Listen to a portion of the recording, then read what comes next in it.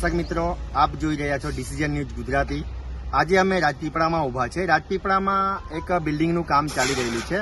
જે બિલ્ડિંગનું કામ જે ચાલી રહેલું છે, કન્યાશાળા બની રહેલી હોય એવું લાગી રહ્યું છે। ત્યારે અમે અહીંયાના એજન્સીને સંપર્ક સાધતા વાતચીત કરી કે અહીંયા જે મટીરિયલ વાપરવામાં આવે છે, જે હલકી ગુણવત્તાનું વાપરવામાં આવે છે, સામે તમે જોઈ શકો છો ગ્રીટ વાપરવામાં આવે છે સ્લેબમાં। તો અહીંયાના એન્જિનિયરોને પણ આપણે સંપર્ક સાધીશું કે ખરેખર સ્પેસિફિકેશનમાં ગ્રીટ વાપરવામાં આવે છે કે શું, અને અહીંયા જે સિમેન્ટ અમને જે દેખાય છે એ પણ હલકી ગુણવત્તાની છે એવું જણાઈ રહ્યું છે। ત્યારબાદ આ રેતી તમે જોઈ શકો છો દ્રશ્યમાં, તમામ રેતી માટીવાળી છે। અહીંયા જે લેબરને પૂછવામાં આવ્યું અમારા દ્વારા, તો આ ગાડી આવી છે તો એ ગાડી ચલાવી લેવામાં આવશે એવું કહેવામાં આવે છે। તો રાજપીપળામાં જિલ્લા પંચાયત ઓફિસ આવેલી છે, તો જિલ્લા પંચાયતના ડી એન્જિનિયર વગેરે અહીંયા તપાસ કરે છે કે શું, એ તો તપાસનો વિષય છે, પણ રાજપીપળામાં જ હોવા આવ્યું છે તો વાપરી લેશું એ રીતના લેબરો દ્વારા કહેવામાં આવે છે। અને એક બીજી પણ આગળ ઘટના બતાવીશું તમને કે જે અહીંયા ઇલેક્ટ્રિસિટીનું એક સામે નવું મીટર લાગેલું છે, જે ઇલેક્ટ્રિસિટી અહીંયા વાપરવામાં આવી રહ્યું છે। અને ઇલેક્ટ્રિસિટીની વાત કરીએ, રાજપીપળામાં અત્યારે દક્ષિણ ગુજરાત વીજ કંપની દ્વારા વિજિલન્સ બોર્ડનું ગામડાઓમાં રેસ્ક્યુ પણ કરવામાં આવ્યું છે, અને વિજિલન્સ બોર્ડ દ્વારા આદિવાસી વિસ્તારમાં આદિવાસી લોકો પર જે વીજ ચોરી કરતા હોય ગામડામાં રેડ પણ પાડવામાં આવી છે।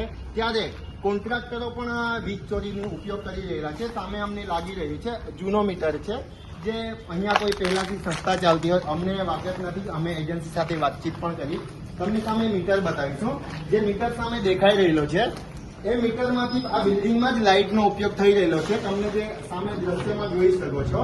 તો ત્યારે દક્ષિણ ગુજરાત આવી એજન્સી પર ક્યારે પગલાં લેશે, એ ખૂબ ગંભીર બાબત છે કે આવી એજન્સી દક્ષિણ ગુજરાત વિસ્તારમાં નર્મદા વિસ્તારમાં સમગ્ર એરિયામાં કોન્ટ્રાક્ટરો સ્કૂલની જ લાઇટો વાપરે છે, તો એ લાઇટના બિલ સ્કૂલ ચૂકવશે કે કોણ ચૂકવશે? આ પણ એક વીજ ચોરી જ છે। અને સાથે જે કામ ચાલે છે, કોમર્શિયલ કામ ચાલે છે, અને અહીંયા જે લેબરોને પણ આપણે મળીશું। આપણે હવે ઉપર જશું કે મકાનનું કામ ચાલે છે અહીંયા, જે હાલ મકાનને હાલ એક એવી જ ઘટના દક્ષિણ ગુજરાતમાં જે બસ સ્ટેશનનો ડેપાનો સ્લેબ તૂટી પડવાની ઘટના પણ સામે આવી છે। ત્યારે અહીંયા જે મજૂરો છે, લેબરો કામ કરે છે, એમની સેફટી શું છે એ આપણે તમને બતાવીશું। આપણે ઉપર અહીંયા પહેલા માળ પર આવી ગયા છે।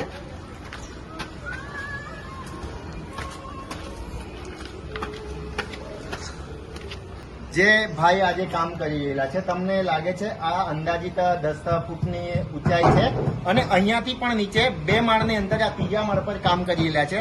જ્યારે લેબરની સલામતી નથી, ત્યારે નર્મદા જિલ્લાના જે તે અધિકારીઓએ ધ્યાન આપવું જરૂરી છે। અહીંયા જે આ સેફટી બેલ્ટ હોવો જોઈએ, અને એમના સેફટી શૂઝ, હેલ્મેટ એવું હોવું જોઈએ, કારણ કે આ બહુમાળી મકાનનું કામ ચાલી રહ્યું છે। એમ જ આદિવાસી વિસ્તારમાં ખૂબ જગ્યાએ અવનવાર આવા કિસ્સાઓ સામે આવ્યા છે, અને હાલમાં જ એક તાજો કિસ્સો એ સામે આવ્યો છે। નવસારીમાં બસ ડેપોનું કામ ચાલુ છે, જે બસ ડેપોનો સ્લેબ તૂટી પડવાથી મજૂરોને ઈજા થઈ છે, અને એમાં કોઈ પણની જાનહાનિ પણ થયું છે।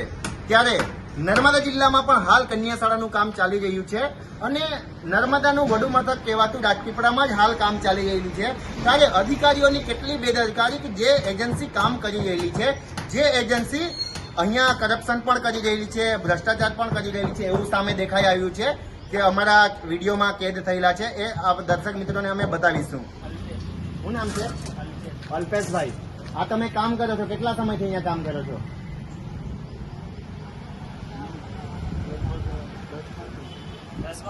10મા મહિનામાંથી।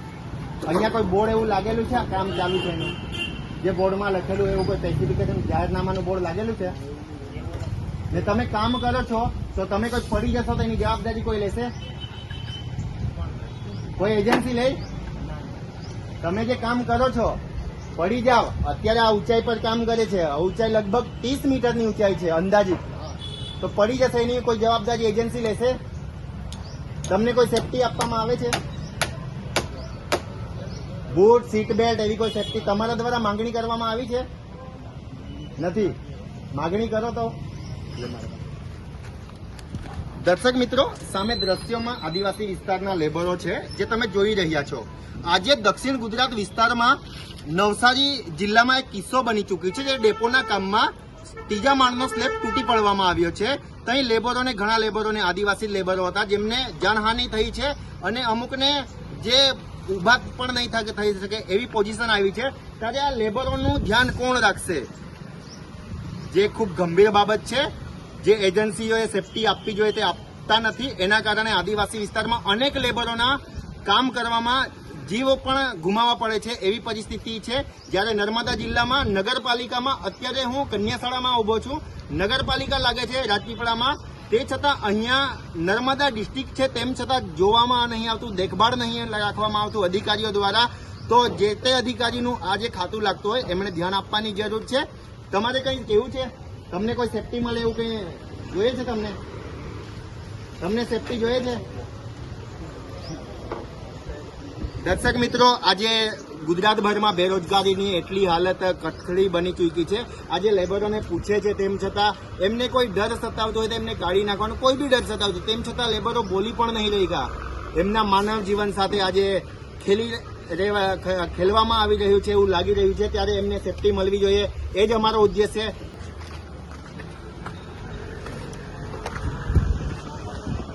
અત્યારે અમે દોસ્તો ત્રીજા માળ પર છે. અહીંયા જે લેબરો વર્ક કરી રહેલા છે, જેમની કોઈ સેફટી કોઈ છે જ નથી, જે લેબર કામ કરી રહેલા છે એમના પર ના તો સેફટી બેલ્ટ છે, ના સેફટી બેલ્ટ છે, કે ના કે પગમાં શૂઝ છે. તો અહીંયા જે કામ ચાલી રહેલું છે, અગર એમને કંઈ થઈ જશે એમને પરિવારનો જિમ્મેદાર કોણ રહેશે? ખૂબ મોટી વાત છે.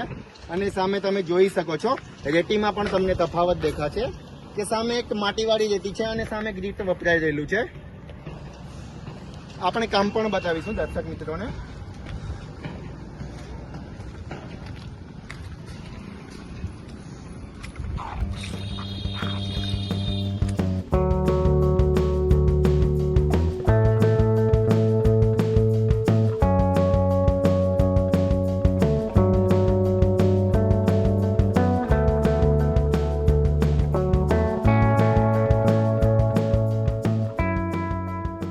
એટલે આ મીટરનો વાયર તમને છોડવા કીધું એમને? કોનો ફોન છે? એટલે નંબર કોનો છે? કોને ફોન કર્યો તમને?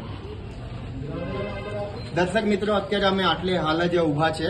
એજન્સીના કોઈ માણસનો ફોન પણ આવેલો છે કે મીટરનો વાયર અત્યારે હાલ છોડતા હતા.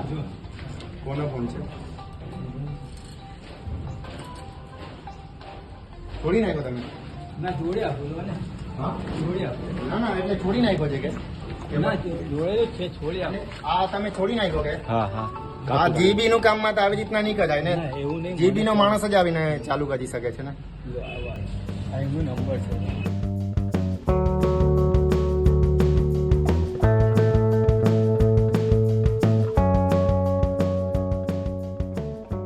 મિત્રો, અહીંયા જે કન્યાશાળાનું બાંધકામ ચાલી રહેલું છે, આજે નર્મદા જિલ્લામાં રાજપીપળા ખાતે જ ગામડાઓમાં વિજિલન્સ દક્ષિણ ગુજરાત વીજ કંપની દ્વારા વિજિલન્સ રેડ પાડવામાં આવી છે.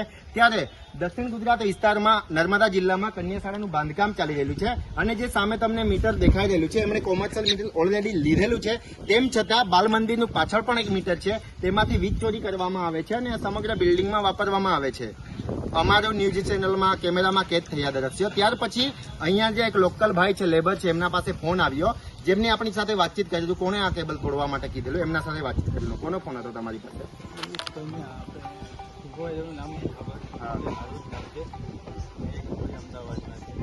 એમની પર ફોન આવે છે. હા, એ મને કીધું. હા.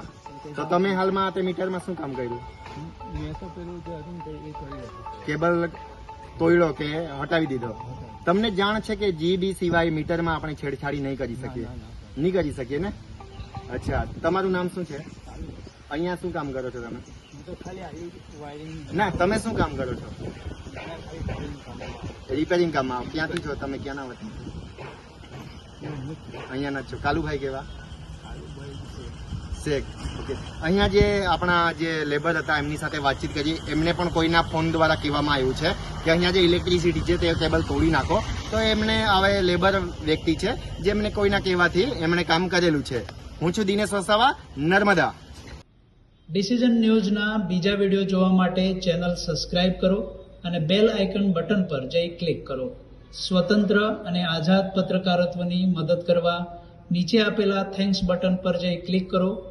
મદદની કિંમત નિશ્ચિત કરો અને ડિસિઝન ન્યૂઝની આ સફરમાં અમારા સાથી બનો.